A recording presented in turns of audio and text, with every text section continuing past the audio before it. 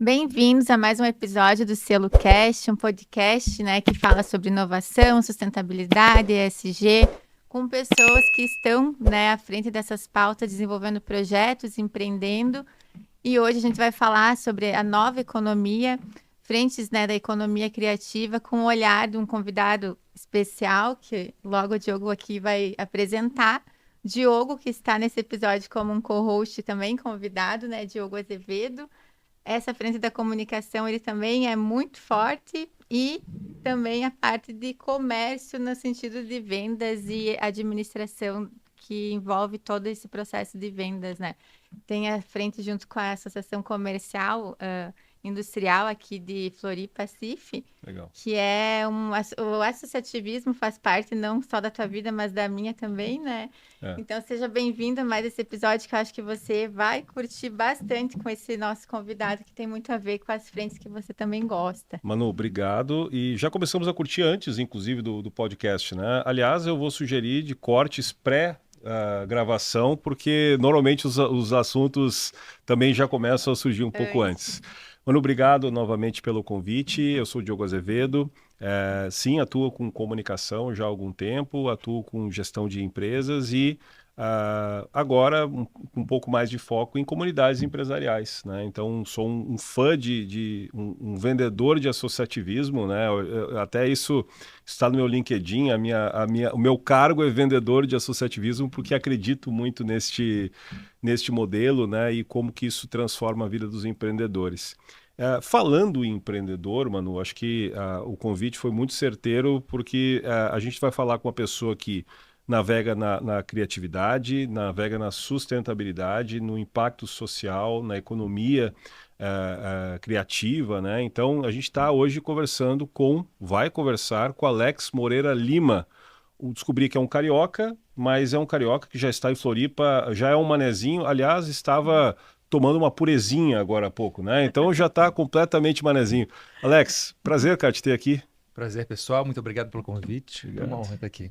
Bacana. Alex, eu te perguntei antes da gente começar, embora não fosse te apresentar, eu perguntei, Alex, se eu fosse te apresentar, o que tu falaria? Tu usou a palavra empreendedor.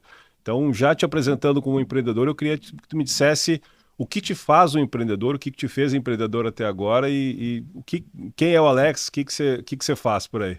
Então, a minha primeira empresa, a Glóbulo, foi fundada em 2005, aqui em Floripa. 2005. Temos 20 anos aí. 20 anos, cara. Bastante coisa, E a Glóbulo teve vários ciclos, assim. Foi uma empresa extremamente interessante. No mercado de comunicação, ela começou como uma agência, assim, mas ela desde o começo, nunca quis ser agência. E a gente brigava muito com esse modelo.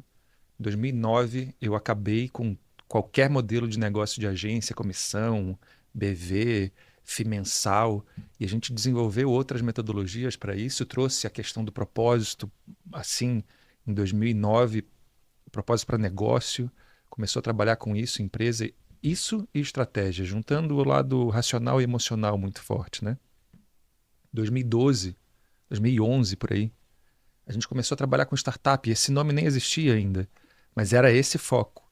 Então a gente fez muita coisa, dessas empresas de startup aqui de Florianópolis, por exemplo, eu vou botar do Sul, grande parte passou pela metodologia da Glóbulo, fez muita coisa. A CIF, sim. A CAT, Sebrae, Fiesc, Senai, Sebrae, todos esses daqui também passaram pela Glóbulo. Então, a Glóbulo teve uma relevância muito grande aqui, não só dos trabalhos que executou, mas das pessoas que passaram por ela, assim, trabalhando, dos eventos que a gente fez, dos locais que a gente conseguiu botar vida, não só em Floripa, em Blumenau, Joinville, Chapecó, a gente fez muita coisa por esse estado. Até o momento que eu enchi o saco, Enchi o saco A Glóbulo sempre se repensava, não só no seu modus operandi, nas pessoas que estavam lá, na forma de entregar projeto para o cliente. Só que em 2017, para mim, ela parou de se repensar e ficou meio repetitiva. Tá. Então eu me demiti da minha própria empresa, ela continuou. Continua. Continuei sócio dela, mas eu pedi para sair. E aí cofundei, né, com uma comunidade bem interessante de uma viagem que eu fiz de motorhome pelo Brasil para procurar onde é que estava a criatividade brasileira como ferramenta de negócio, de empreendimento. Então eu saí por 12 estados fora dos grandes centros, 2 meses de motorhome, foram 12 mil quilômetros rodados, e catalogando, entrevistando o pessoal, né? Enfim, desde grandes empresários até pessoas normais, o cara no sinal, o sorveteiro na praia que entregava sorvete dando um show. E fui fazendo esse processo, e disso daí criou-se, não só eu, né? Foi eu e minha ex-esposa que a gente criou isso. Criou-se uma comunidade de 20 mil pessoas, empresas como Microsoft, Nvidia, Meta, Latam, Havaianas, Que legal. patrocinavam isso. E a gente chegou até um resort, né, de conteúdo, documentários, eventos, cursos. A gente fez vários cursos, tinha uma Borogoteca, que era a plataforma de educação, que a gente valorizava o Borogodó, né? E aí tinha tudo isso, Borogodei, que era o evento. Então, essas derivações... Eu ia te perguntar da Borogoteca, então já era dessa época, então. Era isso. A Borogoteca foi patrocinada pela Microsoft, inclusive. E a gente desenvolveu uma metodologia. Dessa metodologia foi chancelada pela Unesco. Tempos depois, dando certo, a gente começou a aplicar lá numa ilha quilombola, na Bahia, que era 4 horas de barco. Morei 2 anos e meio lá, vendo aquele território e testando naquele território também, vivendo aquele território também, né? Disso a Unesco South foi lá e deu pra gente, né? Abriu o espaço da gente representar o braço de sustentabilidade da Unesco aqui no Brasil. Isso conectou com a gente com uma rede de cátedras de universidade. A gente é a única empresa no mundo que representa a Unesco, na verdade, né? Todo o resto são universidades. A gente saiu disso completamente. Então, essa mistura da Transcriativa que foi, né, também criou em mim muita coisa, muita referência, muita bagagem. Dessa bagagem, dessa vivência toda, eu comecei também a ter outros tipos de pensamento, né? Viver com a diferença, viver com, sei lá, um diretor de um banco e um pescador ao mesmo tempo, né? Um músico do Olodum e um cientista. Então, um traficante da comunidade e, sei lá, um gênio da programação. Riquíssimo isso, sem dúvida. Estranho, E o que a Transcriativa... Qual foi a conclusão dessa não, eu sei que não há uma conclusão, mas o que você viu? O que você ressalta, assim, falando com o dono da empresa, falando com o pescador, falando com o cara da comunidade, o que se assemelha e o que é uma essência dessa criatividade brasileira? Cara, são 2 bandeiras que começaram com a Transcriativa. Uma é mudar o estado das coisas, esse processo de estar sempre evoluindo, né? E a outra, que essa é a essência. Borogodó é a moeda do futuro. A criatividade genuinamente brasileira tem um valor tão absurdo e cada vez mais terá, em tempos de inteligência artificial, isso nem existia na época que a gente pegou, né? Mas terá um valor tão absurdo que tá aí a grande riqueza. A gente vai falar sobre sustentabilidade, né? Sustentabilidade financeira, inclusive, também tem nessa forma de empreender, de diferenciar, de dar nó em pingo d'água, de resolver um problema, de encontrar uma solução do nada, está na essência do brasileiro. Em muitos dos casos está por necessidade, que é muito ruim isso, né? Mas, por outro lado, quando a gente vê na música, na cultura, na arte, na gastronomia, na economia criativa, no todo, né, nas 13 áreas dela, a gente vê um domínio muito forte do Brasil frente a qualquer país do mundo. Não vou falar em tudo, né? Mas a gente é extremamente criativo, e não de agora. Só que a gente não olha para dentro, não se valoriza, não se conhece, não se reconhece. O Brasil não conhece o Brasil de forma alguma, né? A gente tem uma dimensão continental e até eu diria um certo distanciamento cultural e que nem quer, e é uma pena isso, porque se essa mistura brasileira tivesse noção da potência que tem, né? Sem dúvida nenhuma, eu não sou nenhum romântico com isso, eu tenho certeza, sem dúvida nenhuma a gente estaria em outra posição. Então, o Borogodó, vamos definir o Borogodó. O Borogodó, então, é esse jeito que a gente tem de criar, esse jeito, é a forma como a gente se posiciona nessa economia criativa. E o que é esse Borogodó? Se tu pudesse resumir esse Borogodó do Brasil, o que é esse Borogodó? A gente geralmente fazia 3 perguntas. Tá. E eu vou fazer para vocês dois, tá? Boa, boa. Eu ia te falar, eu ia dizer, porque eu penso que o Borogodó é o jeito de cada um, né? Tu acha que tu tem um Borogodó? Deixa eu fazer a pergunta Vamos ver, primeiro. vamos ver se ela Assim, tem um Borogodó, vai. A pergunta é, você tem Borogodó? Tenho. Eu acredito que tenha. Então, tem pessoas que não sei o que, não entendem. A segunda pergunta é, o que é Borogodó para você? Cara, fala aí, Manu, fala primeiro. Posso falar? Pra mim, aquilo que nem... O que é o meu Borogodó, né? Eu acho que o meu... Eu acho não, eu creio que o meu é o elo que eu consigo entre as pessoas de conexão. Que seria tipo o meu jeito, o meu Borogodó, né? Mas uma coisa que eu acho não é como, talvez, como os outros me enxerguem, né? Então, é isso que eu queria mais entender de ti sobre o Borogodó. E depois eu falo. Você acha que é isso? Eu Isso acredito que eu conecto várias frentes para uma causa em comum. é uma força e já vê daí que você pode se posicionar em cima disso depois, né? Mas enfim, e tu? Cara, eu acho que é um tempero. É um tempero que cada um de nós tem, né? E esse tempero, ele pode ser, enfim, é um muito particular, é um tempero, é igual a tempero de mãe. Tu sabe exatamente quando a comida foi feita pela tua mãe e quando foi feita por outra pessoa. E é um tempero junto com o teu prato principal, que é o que a Manu tá falando, que são os teus talentos, as tuas habilidades. E esse tempero, talvez, eu vou supor, tá? Tu que fez as viagens, tu conversou com as pessoas, mas eu vejo no brasileiro, sem querer ser aquela... dar aquele tom, colocar todo mundo como todo mundo igual, mas existe uma certa alegria, existe uma certa positividade, existe um certo otimismo no brasileiro, que talvez seja um tempero comum aí, mas Borogodó para mim é isso, tempero e um prato principal de cada um. É isso. Eu nunca falei o que é Borogodó para ninguém, porque eu acho que Borogodó é uma questão individual. Cada um tem o seu. É exatamente isso. Na minha visão, é a criatividade genuinamente brasileira. Eu resumo dessa forma. Legal. E que cada um tem o seu, que cada um apresenta da sua forma. Geralmente a gente chegava nas entrevistas com essa pergunta, ninguém sabia quem a gente era, não sabia do assunto, não sabia a menor coisa. Então, só essas 3 perguntas. Eu não fiz a terceira, mas... eu vou fazer daqui a pouco. Boa. Quando não sabia qual que vinha, não fazia ideia o que tinha, que se viria Borogodó, então chegava nisso. Você tem Borogodó? Então a galera meio que, caraca, não sei se tem, ou se eu posso falar, se não sei o quê. Levava algumas vezes para uma conotação sexual até, que eu nunca nem entendi isso. Mas assim, ó, Aí depois vinha isso, o que é Borogodó para você? Eu quero, mais do que eu falar, eu quero entender do outro.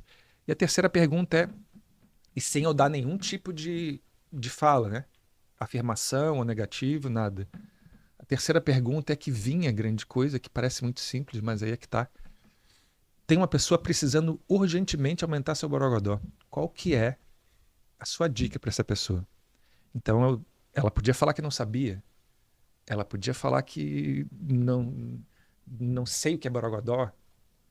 E agora tu dá uma dica para a pessoa que ela precisa aumentar. Então, aí que vem o coisa, entendeu? Exato, porque ela vai pegar, de alguma forma, vai tentar resolver esse problema. E para resolver esse problema, aqui, com uma vem câmera na cabeça, frente, claro. com o microfone ali. Claro. No máximo, ela podia sair correndo e fugir, ou ela dava o jeito de chegar e ela projetava em alguém que está precisando aumentar, então ela dava ali o melhor dela, entendeu?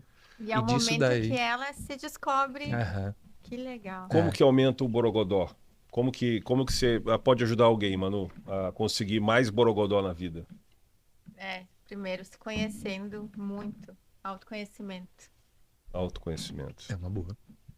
Incentivo. Pelo que eu tenho de experiência e vivência, mas cada um dá a dica. Mas eu achei legal essa visão dessa pergunta, porque ela tira de quem não tem noção nenhuma o talento que tem. Exatamente E ela isso. consegue ver nessa pergunta Legal, o talento. E boa. aí, nessas questões, a gente tinha, sei lá, a gente participava de evento, o RD Summit, por exemplo. Então, a última vez que eu fui, a gente teve 700 metros quadrados lá de espaço dos estúdios, levou 380 pessoas, gente pra caramba pra falar e tal. E todo mundo com uma camisa atrás, estava traga o seu borogodó de volta, pergunte-me como. Então, pô, era brincadeiras dessa, né? Simplona, Legal, assim, um legal. QR Code. Então tinha o borogodômetro, que era a ferramenta que calculava o nível de borogodó. Mas por trás dessa, parece brincadeira, tinha ali uma ciência interessante, porque a gente identificava uma série de coisas, não só da pessoa, mas de um coletivo. A Embratur, por exemplo, foi lá e acelerou essa ferramenta para identificar o potencial criativo de territórios. A Sky patrocinou essa ferramenta para identificar o potencial de mudar o perfil da sua grade de conteúdo, entendeu? Nossa, olha Então só. a gente saía, fazia essas doideiras toda, mas por trás tem um papel, mais do que social, tem um papel racional ali para fazer isso acontecer. Então, na Borogoteca, por exemplo, tinha, sei lá, a mulher que estava fazendo, responsável por fazer o carro voador da Embratur com Uber. Da Embratur? Não, da Embraer com Uber. Embraer.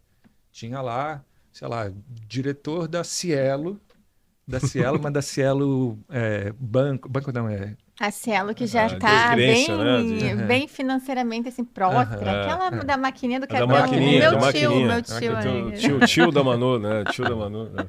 É isso. Então essa mistura toda o Borogodó, né? Legal. Então, a expectativa ainda existe. Gerar dados com tudo isso, né? Com essa criatividade, uma geração de dados para fazer com que a inovação aconteça, né? E a gente sabia qual que era... O que Florianópolis é mais criativa? Em que área é mais criativa que Salvador, por exemplo? O que precisa Rio de Janeiro aumentar mais do que, sei lá, do que Quixeramobim? Tá. Então essa mistura, mais do que enaltecer a criatividade do local e o potencial criativo que ali tem, o que a gente precisa fazer? O que um poder público pode aumentar o potencial de empreendedor criativo que tem ali? Como é que a economia criativa, que é tão falada, e aqui, por exemplo, é uma cidade criativa pela Unesco, como é que, de fato, mais do que ficar de vitrine, pode ser feito alguma coisa, né? Aí vem minhas críticas aí que, enfim, tem a minha outra parte também. A tua outra parte. Mas eu Mas acho... é legal falar também essa frente, porque é um trabalho, voltando assim, falando do tema, né, da nova economia, tem tudo a ver com a questão da nova economia, né? O jeito de ver os negócios, de trabalhar daqui para frente, como que vai ser. Até tem aquela matéria recente que você falou sobre os nômades digitais, né? Então, olhar para isso, a realidade de cada lugar para desenvolver, é muito isso. Não adianta ter lá a capital da inovação, a gente já sabe que está bombando, mas a questão da criatividade aqui, realmente, né? A gente ainda não olha assim o que está mostrando, o que está acontecendo para ter esse título, né? Que nem lá no Rio Grande do Sul, a Unesco também tem a questão no turismo, que lá no Rio Grande do Sul, no interior de Santa Maria, que tem a questão dos dinossauros, e lá também tem a validação do trajeto dos dinossauros, que tudo aconteceu por lá, mas tem um porquê, tem uma história, tem todos os estudos levantados, né? E aqui, quando a gente fala de alguns termos, parece que eles ficam soltos, né? O que pode se Não ficam fazer? soltos, ficam na gaveta de alguns. É isso daí. Né? Então eu não estou vendo errado, assim, mas tem um potencial gigantesco, né? Porque o novo modelo agora da nova economia vê isso como o pilar central. Não sei como que você vê essa transição para a nova economia. Eu já trabalho dessa forma há um tempo, né? Sem saber, a Glóbulo, por exemplo, não tinha chefe, não tinha coisa, não tinha cargo, não tinha nada disso. A gente contratava para os projetos, sei lá, médico, engenheiro, administrador, obviamente publicitário, designer, tudo isso, garota de programa, palhaço, enfim. E de fato foi isso, porque cada projeto era uma coisa, então todo mundo se envolvia de uma forma e esse se envolver da mesma forma ali trazia outras pessoas, e a gente foi, pela Glóbulo, eu fui aprendendo muito essa questão de empreendedorismo não hierárquico, vamos botar dessa forma. Aí depois Só, vem... só voltando, como que você conceituaria a nova economia nessa visão? Porque tu tem uma visão muito ampla também, né? Até na tua opinião de visão, não só o conceito em si que a gente sabe Aham. o que que é, mas como você dentro dessa fala sua, né? Me chama a atenção porque tu tem muita experiência. Nossa, ele já é estranho ver alguém que já nasce assim com essa visão, né? Às vezes as pessoas querem se moldar no negócio e é legal você falar teu Eu acho conceito. que o conceito da nova economia é o CNPJ do futuro, é a união de CPF. É isso. Esse é o princípio. Você pode ter uma empresa comigo, com ele, tem esse aqui, tem outro, não sei o quê. Enfim, essa questão de montar um império absurdo, talvez não seja mais dessa forma, né? Uhum. Então, hoje uma pessoa com microfone e uma câmera pode fazer mais dinheiro que uma indústria inteira. Isso acontece, né? É claro, se eu fizer isso aqui assim, ó, Exato. aquele cara que só nem fala nada, Exato. né? É o maior influencer do mundo, não Só fala fazer isso, não nada. fala Não nada. fala nada. Então, é o empreendedor, parte da nova economia, mas isso ainda, para mim, é velho, né? YouTube, 2009, É. nasceu e tá vendo aí, já é coisa. Eu acho que a nova economia, ela vai partir, na minha visão, é até romântico falar isso, mas eu realmente acredito, do emocional, sabe? E ela tá ruindo pelo emocional. A velha economia tá ruindo pelo emocional. Não à toa o Brasil é o país, desde 2018, o país mais ansioso e depressivo do mundo. Exato. Isso é uma guerra não silenciosa, que ninguém está fazendo nada, e empreendedores estão se matando, literalmente. Literalmente, cara. Literalmente. Isso é a economia, né? E aí vem a economia curativa que eu falo. Mas aí a nova economia vai virar pelo emocional, pelo coração, pela vontade de fato, né? Pelo o real pulsar aquilo. Não mais. Eu sei que tem a necessidade do trabalho, eu sei que tem necessidade financeira, eu sei que tem o ego, eu sei que tem uma série de coisas dali que isso daí, teoricamente, na minha visão futura, serão quebrados ou pelo amor ou pela dor.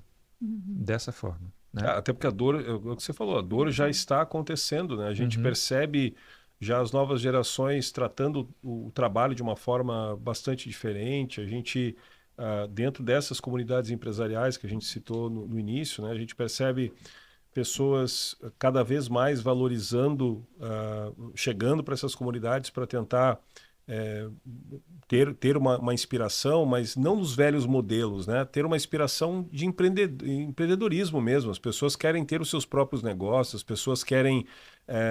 e o seu próprio negócio também não significa ter um prédio, uma indústria, ou, né, mesas e cadeiras. O prosperar ele não está mais relacionado a tamanho, né? Ele está relacionado a propósito, está relacionado cada vez mais ao quanto quanto que aquela pessoa vai poder entregar para a sociedade e vai usufruir daquilo, evidentemente, né? Isso. E tem uma outra coisa, uma outra máxima que eu acho da nova economia é a diferença entre posse versus acesso.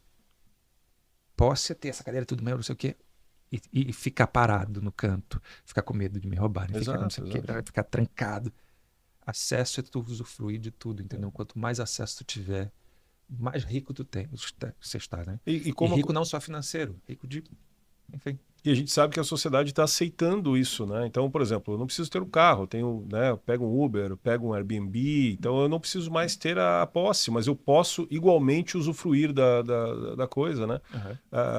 Nômades, ali, né, pessoas que moram aqui por um tempo, moram em Floripa por um tempo, trabalhando para uma empresa de fora ou para uma empresa daqui, depois vão para São Paulo, depois vão para... Aliás, para São Paulo não sei se vão, demorando em Floripa, vai para São Paulo depois, Eu já né? fui, cara, eu já fui. Eu mas também, eu voltei. amo São Paulo, mas aí as pessoas vão buscando cada vez mais essa qualidade de vida, né? E essa mudança, né? Essa mudança de propósito, né? Acho que realmente está bem ligado nisso. E é por isso pelo que tu falou, a dor já está acontecendo e as pessoas vão se obrigar a dar um outro jeito, né? E aconteceu comigo também, né? Quando eu falei que a Glóbulo, me demitindo da Glóbulo, eu tava num burnout absurdo, não tava mais aguentando. Peguei, joguei tudo pro alto e fui viajar de motorhome. Trabalhando, sim, mas uma nova forma de trabalho, né? Uma nova forma de ganhar a vida, uma nova forma de, enfim, de olhar para o mundo. E De ter valor. processo, eu fico imaginando você fazer isso, reconhecer que precisava, sabe, sair, porque geralmente esses problemas, esses transtornos, eles dão justo quando a gente ama muito o que faz, porque não percebe que está fazendo demais, né? A produtividade ali. Então, quando vê que precisa desapegar, eu acho que até você passar a mensagem para quem vai escutar esse podcast no sentido dessa transição, sabe? Porque eu, quando mudei para cá, eu ainda tô num processo de transição que é me adaptar ao home office e sentir que aquilo não é algo de vagabundo, sabe? Olha só, eu tinha na minha cabeça que eu tinha que estar trabalhando para lá e para cá, e isso sim é o negócio da produtividade do meu negócio, sendo que o meu é extremamente ficar ali produzindo na questão de projeto, eu não precisava até para lá e para cá, né? Sim. Então, quando eu me vi parada, assim, que eu posso escolher onde eu tô, eu posso ir lá num cowork, eu posso estar no home office, eu posso estar com o cliente, eu comecei a ter essa flexibilidade de olhar, mas é difícil quando a gente tem uma crença que produzir é algo que tu tem que estar ali como se botando força. Só que quanto mais força tu coloca, mais longe tu tá do propósito, né? Quando tu baixa a guarda e começa a ver, não, mas será que é isso que eu quero para mim, né? E aí entra uma questão que é uma decisão não só pessoal, porque às vezes as pessoas não conseguem fazer essa transição que a gente faz por questões de necessidade mesmo, Sim. né? Às vezes tem o boleto ali para pagar que chega, não tem escolha, e aí passa ano, passando, quando vê a pessoa não saiu daquele ciclo que ela mesma odeia. E então eu vejo muito isso que você falou, que a transformação vai ser no emocional, pela dor ou pelo amor, porque não vai ter como conseguir vivenciar a vida pessoal e profissional, que eu acho que é a mesma coisa, as pessoas querem separar profissional e pessoal, porque não vai ter mais como, se não tiver saúde emocional para isso, e ver o que são os vínculos que vale, né? E quando você fala do posicionamento nessa frente, eu não sei a tua opinião dos líderes que estão se posicionando nessa nova economia e falando de sustentabilidade, falando do jeito de ser, né? Borogodó me lembrou o Murilo Gun, Murilo né? Gun, Ele Claro. fala, a fala dele é bem bacana, assim, apaixonante, né? Porque ele leva esse contexto todo dos líderes pararem, né? Ele brinca, o que é produtividade? Tu tá a mil, e daí tu não respira, não sei o quê. Daí ele fala da importância da conexão. E isso é algo que, dentro do ESG, eu penso que é o pilar central de se trabalhar. Eu já fiz vários projetos, assim, que não tem nada a ver com isso de conexão. É tipo meta, é fazer por fazer. Então, eu acho que a gente tem que voltar para trás e ver isso que você está falando, sabe? Que faz todo sentido e que eu sou uma apaixonada, né? É. legal. Tem na tese de economia curativa, tem o que eu chamo de pirâmide de consciência. Pirâmide não, pirâmide é outra. Ampulheta de consciência de valor, né? São 6,5 níveis de consciência. Quando a gente está falando de produtividade dessa forma, de chicotear e indo, eu vejo o nível 3.0. Nível 3, eu não vou entrar nisso, mas como se a gente olhasse a sociedade industrial. Tem a sociedade da caça, a sociedade do cultivo, a sociedade industrial. Há uma ruptura, a sociedade digital, a transformação digital entra aqui no 4.0. A ruptura é o 3,5, a 4.0. A economia 5.0 é a economia criativa, né? O Murilo Gun está muito aqui, falando com 3, já passando para o 4 aqui, falando, olha, eu estou no 5, vem para cá, sabe? Exato. Está exatamente nesse negócio.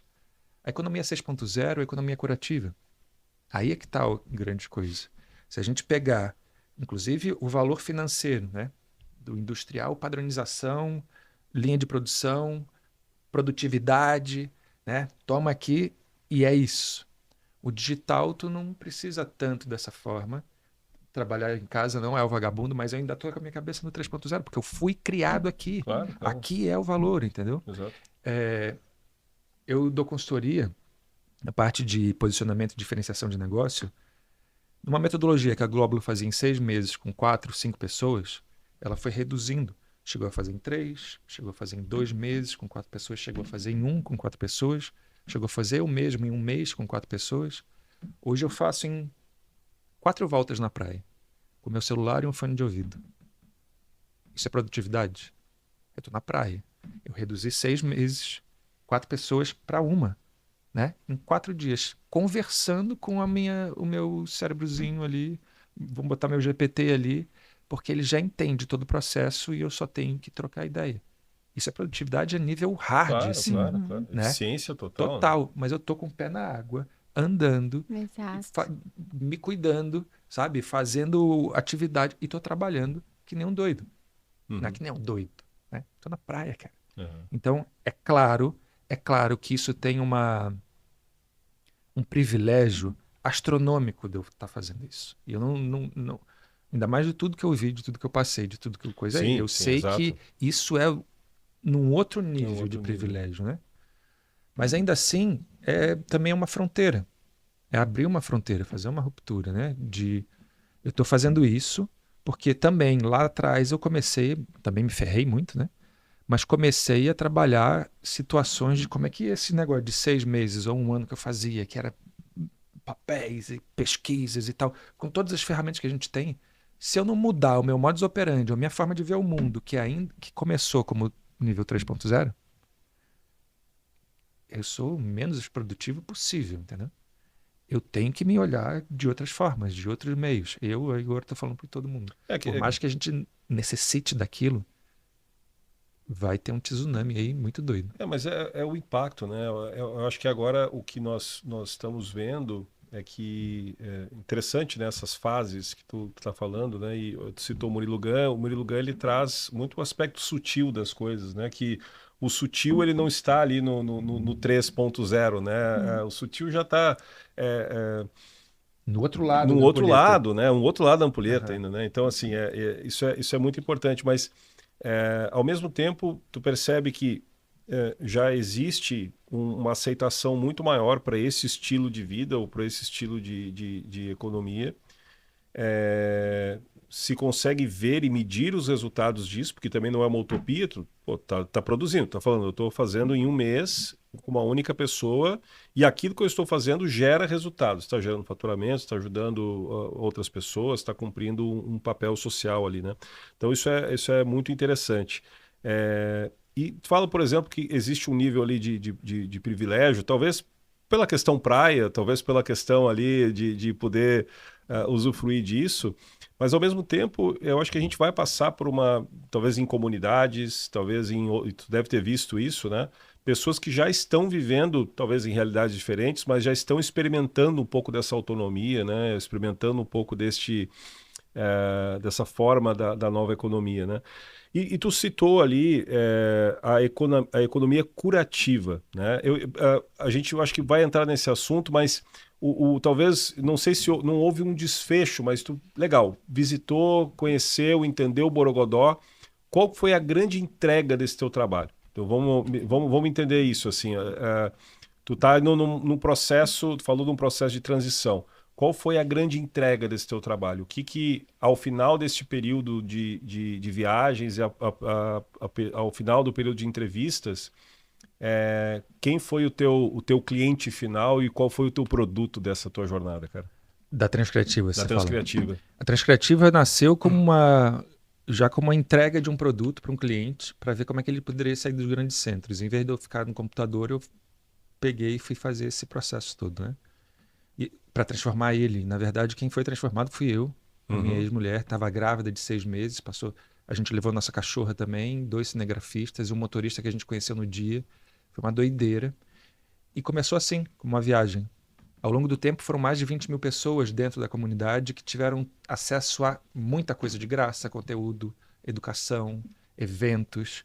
E essa comunidade aqui foi favorecida e favoreceu também. Tá. Porque o conteúdo foi co-criado com eles. Então a gente fez o evento, o primeiro Borogodó Day foi na sala da minha casa. O segundo Borogodó Day foi junto com a prefeitura de Salvador, com a rede de hotéis, com a Gol, Que legal. já começou um outro nível, né? Com a Sky. O terceiro foi lá na Gamboa do Morro, que era a comunidade quilombola que a gente morou, e no resort que a gente alugou. A gente pegou um resort para 5 anos, assim. A Transcriativa teve... Eu fiquei, né? Do começo ao fim que eu fiquei, ela ainda continua. 4 anos. 4, 5 anos. 5 anos. E nesse processo, tudo que acontecia, por exemplo, a Devassa patrocinava a base transcriativa, Uhum. que era o resort. Então, a cada 2 meses iam 12 mil latinhas de devassa lá. Eu nunca vendi nenhuma. E a devassa, da devassa não é nada de coisa. Mas dessa forma, a gente não vendia as coisas, né? Aham, A gente distribuía. aham. Aí, assim, a Coral deu 5 toneladas de tinta para a gente reformar. A gente usou 400 litros. A gente doou tudo para a cidade, entendeu? Tinha coisa de móvel, coisa de louça. Então, a gente ia fazendo isso, coisa de muita coisa. Fisicamente foi isso. Mas o que a gente mais deu? Acesso. Legal. Acesso levou uma galera para o Hacktown 3 anos seguidos, levou uma galera para a RD Summit 3 anos seguidos, Legal. sabe? A galera que não tinha condição de ir. Então, quando entrou o primeiro indígena no RD Summit, foi a gente que levou, provavelmente, legal, sabe? né? Então, Legal. nesse nível assim, a gente pegava gente do Brasil inteiro e fazia esses processos de se encontrarem fisicamente, inclusive na pandemia. O segundo Borogodei aconteceu. O primeiro Borogodei aconteceu na minha casa, e em várias outras casas pelo Brasil. Foram 15 outras pessoas que a gente abriu o Instagram e as pessoas convidavam. Foi bem doido. Pandemia. O segundo, pandemia, mas aí a gente já levou a galera para Salvador. Então aí foi um grande entregável assim que eu vejo, que eu cresci muito e várias pessoas também cresceram por se relacionarem, por se encontrarem, por se perceberem, por se admirarem, inclusive, que era muito bacana isso. Tu estava na Bahia com uma galera, depois tu via a mesma, não a mesma galera, outras pessoas. Pá, tu teve na Bahia, estava no interior de Minas, depois estava, sei lá, em Recife, estava em Floripa. O quarto Borogodei foi aqui, o último que teve, né? Foi aqui no aeroporto. Então foram com 200 pessoas. Então a gente pegava isso e distribuía gratuitamente para uma galera. Que legal. E a Borogoteca, né? Que era a nossa universidade, assim, que tem lá mais de 500 cursos de graça, todos eles. Muito bom. E economia curativa. Me fala um pouco sobre esse conceito, me fala onde isso vai dar. Então, dessa ampulheta, né? A gente entendeu uma evolução de um cenário industrial para um cenário digital, para um cenário criativo e para um cenário que vamos olhar para trás, vamos ver a merda que a gente fez, né? Ou mais do que regenerar, de fato encerrar a parada para daqui nascerem coisas novas, né? Eu vejo a economia curativa com 4 dimensões: a cura física, e aí entra a ESG muito forte nisso, né? Mas também da pessoa, também sei lá, da cidade. A cura financeira, que é essa questão de dependência, é muito importante isso, e a prosperidade em cima disso muda a cabeça de qualquer um. E não é eu sou milionário, eu não estou passando fome, sabe? É nesse nível aqui. A cura intelectual / mental, é isso que a gente está vendo, não só a parte educativa, mas a parte de burnout mesmo, do cara ter sérios problemas de saúde mental. E por último, a cura emocional, né? Como é que, ou de relacionamento, ou de autopercepção, de autodesenvolvimento. Então, essas 4 dimensões aqui é o que vão gerar valor para o mundo. Seja você uma pessoa, seja você uma empresa, seja você uma cidade, se não tiver conectado com essas 4 dimensões, na minha visão, perde valor, sabe? Passa a ser completamente irrelevante. É como se você olhasse uma... Não sei se vocês lembram disso, mas a cidade de Cubatão, em São Paulo, Claro. era a cidade que tinha o ar mais poluído do mundo. Mais poluído, sim. Era referência de poluição, de mundial. Cidade inóspita era Cubatão. Né? Não faz sentido hoje, né? É. Não faz sentido. Exato. Né? Então a gente olha para aquilo. Aquilo era o 3.0, industrial absurdo, não estava nem aí. Passa por cima mesmo e se tiver que produzir. Se esse negócio, se essa caneca vier de Cubatão, com o ar mais poluído do mundo, talvez agora você já vai ser diferente. Amanhã você não vai mais comprar. Sabe? Um trabalho análogo à escravidão não faz sentido, né? E não faz muito tempo que não faz sentido. E não faz muito tempo que a gente ainda vê isso. Claro. Né? Não podemos dizer que não existe hoje, por Exato. exemplo, né? Não faz nenhum sentido. Por que faz sentido tu trabalhar na minha empresa e tu sair de lá doente? Saca? Tu sair com vontade de se matar. Não faz sentido isso. Agora, no Brasil, tem a NR1, que está começando a entrar em ação agora, não mais pela questão informativa. Vai Sim. começar a entrar pela questão punitiva. Punitiva, claro. Então, daqui a 10 anos, não vai fazer sentido isso que está acontecendo agora. A galera saiu depressiva do trabalho. Entendeu? Uhum. Não querendo a segunda-feira. A gente nasceu, cresceu e vai morrer com esse tipo de coisa. A síndrome da segunda-feira, né? Do Fantástico. Síndrome né? do Fantástico, claro. Não, cara, não faz sentido. E eu não tô falando isso pelo amor só. Ai, caralho, eu amo trabalhar. Eu tô falando isso pelo básico, sabe? Um chefe que vai lá e vai te humilhar, cara, não faz sentido, entendeu? Uhum. Então, isso se você trabalha numa empresa que te leva para esse nível, não à toa, e não tem muito tempo também, tem Zen Club na empresa agora como benefício, Uhum. tem Wellness Hub, tem Gym Pass, Sim, tem esse tipo essas de coisa. alternativas de saúde que estão brotando, né, como uma... Não faz 10 anos, cara. Exato. Sabe? Não faz 10 anos. Exato, Então é exato. muito pouco, curto tempo. 10 anos para frente, talvez não faça sentido a visão de empresa que a gente tem. Exato. Né? Benefícios corporativos, né, falando sobre isso, mas de repente vamos pegar aí há 10 anos atrás, né, benefício corporativo era cesta básica, que era inclusive... Pronto. Cara, a Física, caixa, toma aqui, leva para tua casa, Aham. benefício corporativo e tal. Não, hoje tu não vê, aliás, Tem existem... muitos ainda só nisso. Não, tem. Né? A gente sabe que isso é algo progressivo, né? Vai Uma aos transição. poucos vai. Mas hoje em dia existem pesquisas, né, que mostram isso, que as pessoas hoje não consideram o salário como necessariamente o principal bem que vão ter naquela empresa, mas justamente analisam esse aspecto de clima ou escolhem um pouco por esse aspecto cultural. Então, tem-se... eu tenho percebido, ou se percebe, que as pessoas andam também entrevistando as empresas, não só as Aham. empresas entrevistando as pessoas, né? E também escolhendo as empresas pelos benefícios que elas geram, ou que oferecem, e esses benefícios muito mais atualmente relacionados à qualidade de vida, à saúde mental. Então A isso tempo. a tempo. Outras formas de valor. Exato, Tempo. exato, né? Exato. E é isso que a gente vai, eu acredito, né? Que é isso que a gente vai começar a olhar, né? Em vez de você trabalhar numa empresa que você sai de lá doente, ou você morar numa cidade que você está lá doente, ou você ter relações que você está doente, como é que você vai trabalhar numa empresa que te cura? Não te cura de bonzinho. Ela está lá para isso, a função dela é isso. Ela está lá para curar o cliente, a função dela é essa. Ela está lá para curar o que ela entrega. A entrega dela é cura real, entendeu? Cara, eu vou te tirar tempo da tua vida, aliás, eu vou te dar tempo da tua vida, para tu fazer, andar na praia com teu coisa e fazer isso, entendeu? Esse é o processo. Em vez de eu falar, não se fala tanto a dor do cliente, né? Cara, na minha visão, isso aqui, esse viés aqui vai mudar para uma outra coisa. De fato, a cura do cliente. Legal. E a cura é dinheiro. A cura é negócio. A cura é valor. A cura é a cura, né? Falando isso parece só uma coisa de pajé, assim, mas não é. A cura é empreendedorismo, entendeu? Empreendedorismo, Se tu não tá focado num negócio que tá com esses viés físico, financeiro, intelectual e emocional, sei lá. E a NR01, ela é um divisor de águas quando ela traz essa questão da saúde mental, porque isso que você fala é fundamental. Para essa mudança acontecer, as lideranças, né, vão ter que olhar para isso e se curar.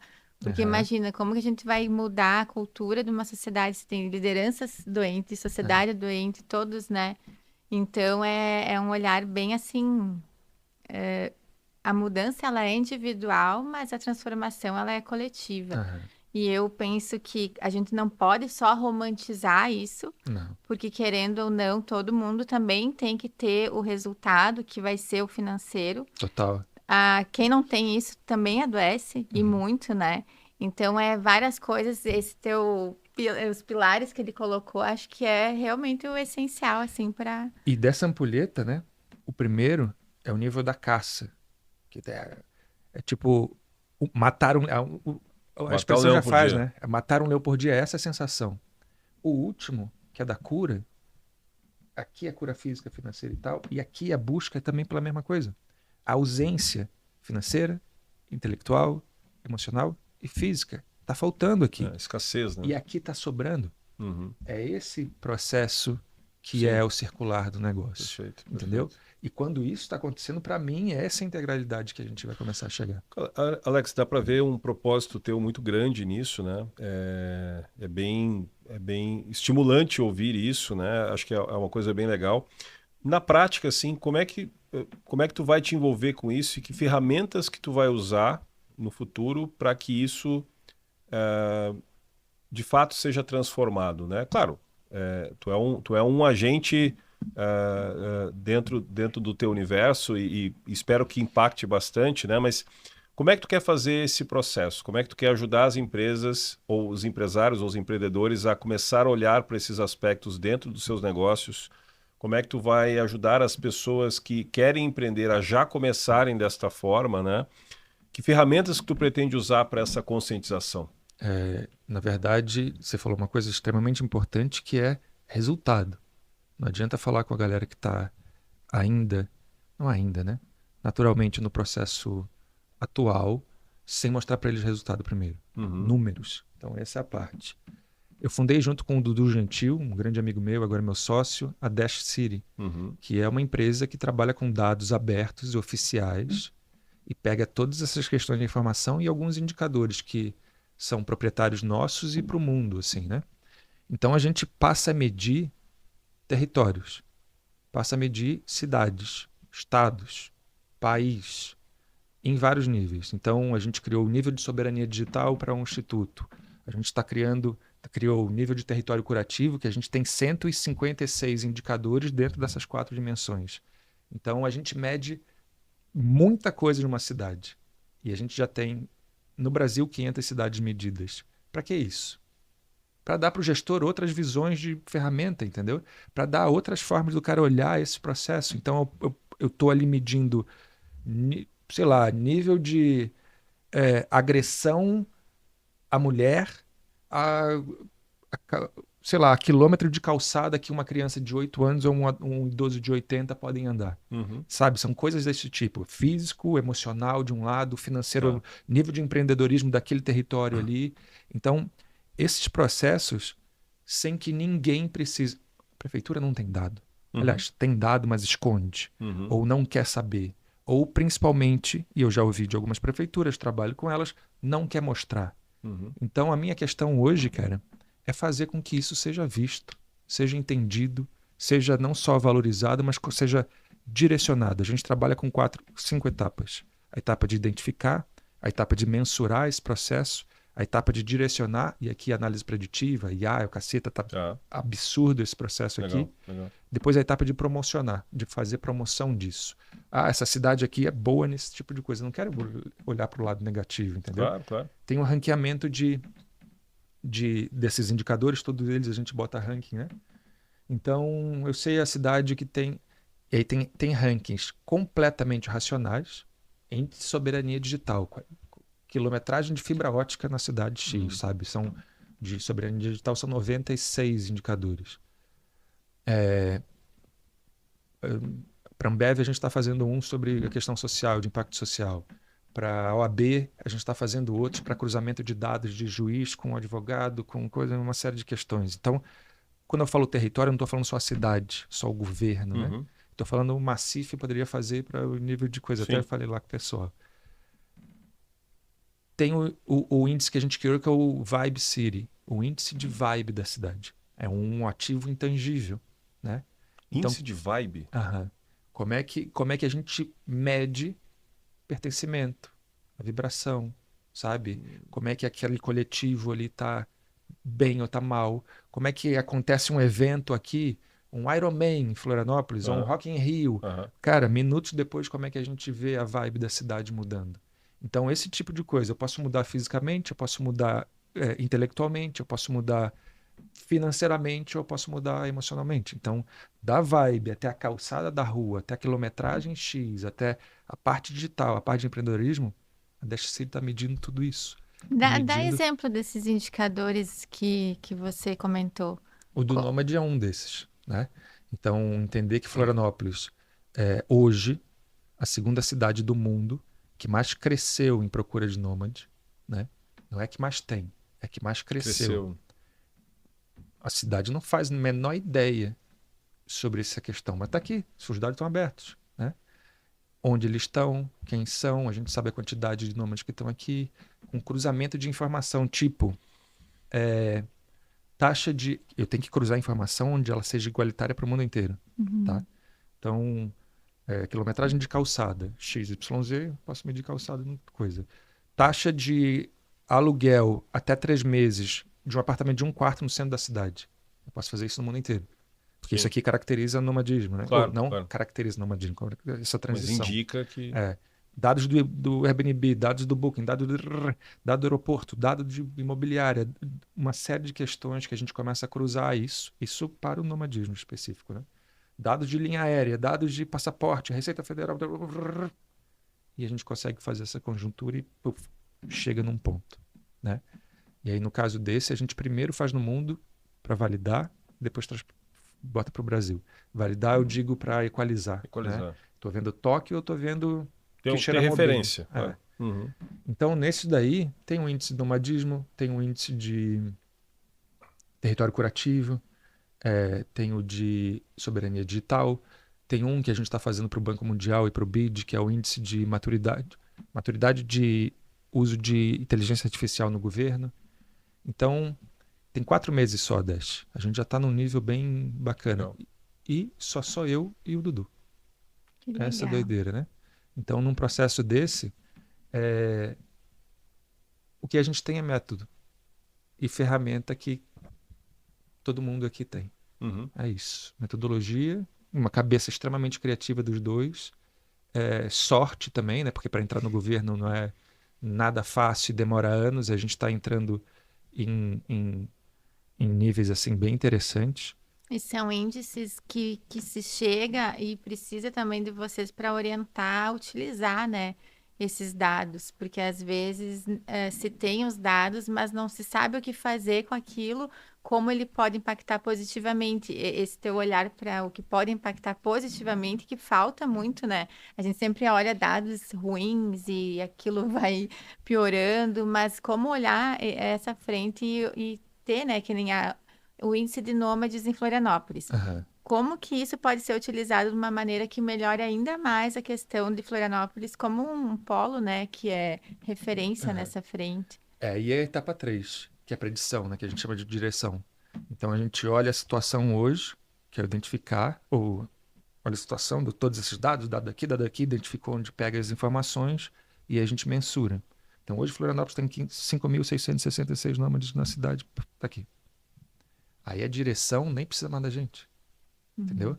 A predição disso, a gente já fez uma predição nesse estudo aí do Nômade. Em todos a gente faz, né? Então, para ano que vem, para 5 anos e até para 10 anos. E fez essa predição com até aonde vai chegar. E de que forma isso aqui não vai entrar em colapso como se tiver hoje. O que precisa, qual é o tipo de moradia, qual é o tipo de serviço. Infraestrutura, por exemplo. Chega um cara de fora do Brasil, ele não pode pegar um iFood. Como é que ele pede dentro do hotel ou da casa dele que está ali, do Airbnb dele, uma comida? Ele, sabe, são coisas pequenas, assim. Com o Ministério do Turismo a gente foi, não chegou a concretizar isso, mas era também na parte do nomadismo, como é que a gente usa essas informações para melhorias de política pública para esse pessoal que está vindo, né? Então, aí era na rede do BRICS, assim, o estudo era isso.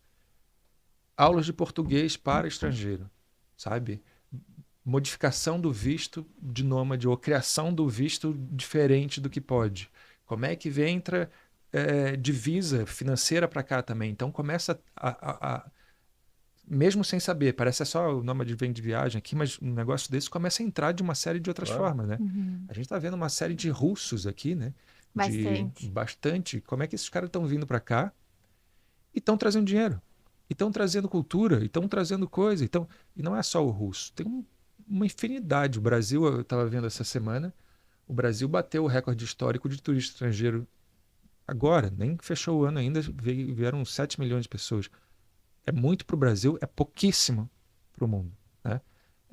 Eu gosto muito de Málaga. Málaga, uma cidadezinha da Espanha pequenininha, traz, se não me engano, 5 vezes mais turista estrangeiro que o Brasil inteiro. Olha só. Né? É absurdo o potencial que vem para o Brasil ainda. Né? Então, esses indicadores já olham para frente, né? E não é nem eu ou o Dudu. É a inteligência artificial que faz e é surreal.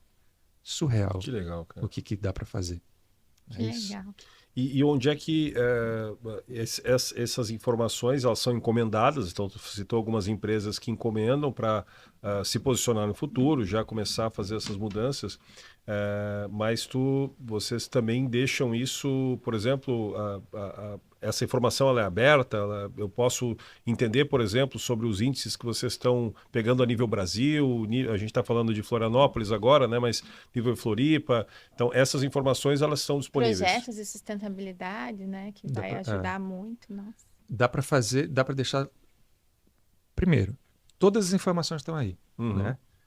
Inclusive, esse domingo agora, a gente participou na Founder House, um ambiente maravilhoso, seria um pessoal legal para vocês Bem legal, o Founder entrevistar. House é super, super presente. E a gente participou do hackathon da NASA, né?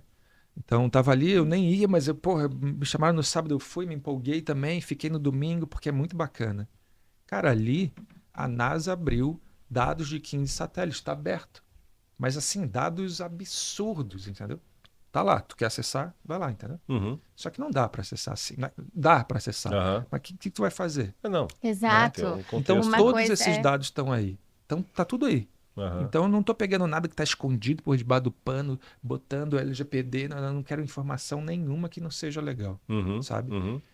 O Google também. A gente está abrindo API para o Google, mas do Maps, mas no nível de ver metro quadrado, de ver qualidade do solo, sabe? Se eu pego isso, qualidade do solo, qualidade da água, e junto nisso, é absurdo, Claro, né? claro. A inteligência artificial vai ajudar nisso e cabe a nós a interpretar os dados Exato. e Aí tem a questão, tá aberto, algumas coisas a gente abre, como o caso do nomadismo, que a gente está fazendo para a gente mesmo. A gente fez outra de pesquisa de short stay em Florianópolis, no Brasil todo.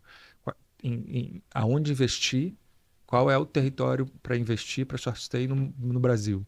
Qual é o território que você tem que investir agora para render daqui a 10 anos? Isso está tudo aberto, entendeu? E a gente pensa que é litoral, o litoral de Santa Catarina, isso daí foi uma surpresa para mim. Daqui a 10 anos, os territórios mais rentáveis são no interior do Brasil, agro, coisa muito doida assim, lá que vai subir bastante. Enfim, os dados estão aí, a gente vai, mensura eles. Para alguns, são encomendados para empresas, está ali, né? Ali eu não vou. Eles vendem essa informação. De dado vira informação, de informação vira conhecimento, Uhum. de conhecimento vira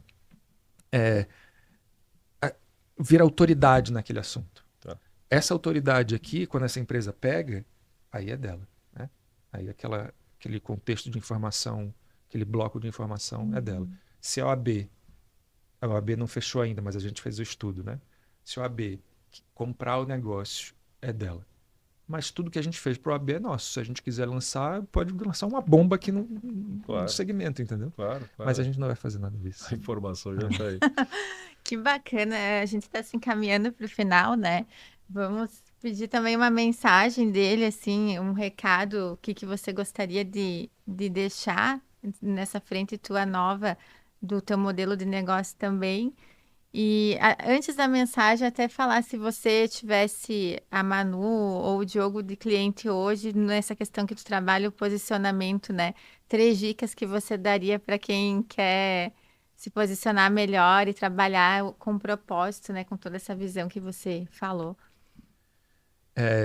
Eu gosto muito de botar pensamento e resumir coisas em uma frase pequenininha, sabe? E eu fico batendo isso no meu Instagram todo dia. As pessoas nem entendem, eu não tô nem aí também. Enfim, mas é a repetição sobre o tema que faz o negócio começar a pegar, né? Então, uma dessas frases é não tenha medo. Simples assim. Todo dia eu boto uma imagem aleatória. Quando chegando aqui, eu botei sempre não tenha medo. Todo dia vem alguém me falando, porra, por que tu bota isso? Bota do coragem. Eu boto não tenha medo. Ou vem falando o seguinte, cara, eu lembrei desse negócio e fui mesmo assim. E falei, então pronto, funcionou, sabe? Não tenha medo. Ponto 1. 2 é posicionar e abrir mão. Ponto. Para me posicionar em alguma coisa, eu tenho que abrir mão de todo o resto. Ou não precisa ser todo o resto, né? Mas eu preciso abrir mão de muita coisa. Então, saber abrir mão também é extremamente importante. E 3, Tem uma coisa que eu também boto, isso daí tá muito ligado comigo, que é Crazy Today, Obvious Tomorrow, que é isso. As pessoas subestimam muito a capacidade criativa de si mesmo, entendeu?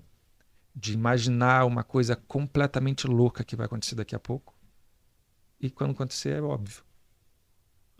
Porra, por que eu não pensei nisso antes? Talvez você tenha pensado, só não botou pra frente. Não era o entendeu? momento ainda de colocar para frente, não conseguiu, não teve atitude, né? Ou não se permitiu ser taxado de louco, saca? Aham. Se passar vergonha, ou errar, ou dar o passo que precisava. É isso. Não tenha medo. Crazy Today, Obvious Tomorrow. E qualquer outra mesmo que eu falei. É por aí, é por aí. É isso aí. Esse é o, Pegar, não tenha esse, medo. esse é o então esse é o necessário para aumentar o nível de borogodó das pessoas. Essa é a tua Eu acredito resposta que da sim. terceira É o pergunta. que eu uso pra mim. É o que eu uso pra mim. Tá certo. É isso. Alex, cara, muito legal o papo contigo. Ganhou, já te sigo no Instagram, mas agora talvez um seguidor ainda mais ativo e talvez curioso ali e talvez até comentador, né? Muito bacana o teu papo, muito bacana a tua visão de futuro. A economia curativa, acho que é um conceito bem interessante. Acho que combina muito, né, mano, com as pautas que eu sei que tu costuma trazer aqui no CieloCast. E eu espero que tenha transformado as pessoas que ouviram aí ou que vão ouvir os cortes ou o podcast da Inter daqui para frente. É isso aí. Muito obrigada pela presença, gostei muito. Então, encerramos mais um episódio, né? Fiquem ligados, muito bacana esse episódio. Olha, somou muito não só para quem vai nos ouvir, mas pessoalmente, sim. Muito grata. E obrigada, Diogo, né, pela parceria aí como co-host. Eu que agradeço. Estou à disposição. Sempre que precisar, estamos aí. Compartilhem, então, esse episódio, mandem para quem vocês acham que faz sentido, para que a gente consiga compartilhar ainda mais, né, essa ideia de nova economia com uma economia criativa e curativa, principalmente. E borogodó para todo mundo. Até mais. É isso. Valeu, pessoal. Valeu.